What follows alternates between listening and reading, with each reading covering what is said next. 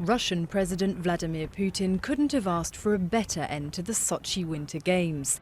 The Olympic hosts finished top of the medals table, and fears of a possible terrorist attack during the event in the end amounted to nothing. All the systems here were working extremely well, from transportation to security over the Olympic villages, the food and everything really excellent. Of course, there were the downsides.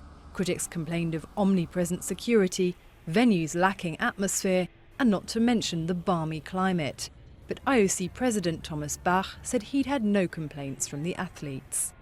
It has been an unbelievable games, and I know that there was a lot of focus on, the anti-gay law before we got here. That was probably one of the questions we got asked the most, but it has been a non-factor when we're here. Everyone's been respected, everyone's been welcomed, and this has been an incredibly enjoyable experience.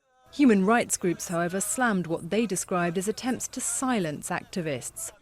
The biggest clashes came as Russian punk group and vocal games opponents Pussy Riot arrived at the Olympics only to be promptly detained by police.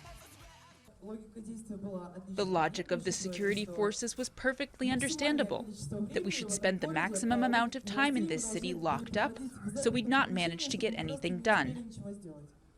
Deadly violence in neighbouring Ukraine didn't stop Putin keeping up appearances in an event closely interwoven with his own image. Intending to reap the benefits from newly built facilities, Moscow hopes to sell Russia as a world-class tourist destination.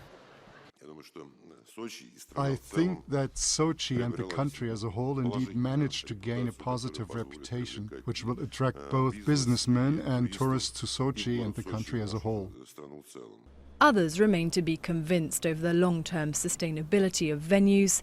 As for the legacy of the most expensive Olympic Games in history, they're waiting to see if it's all downhill from now on.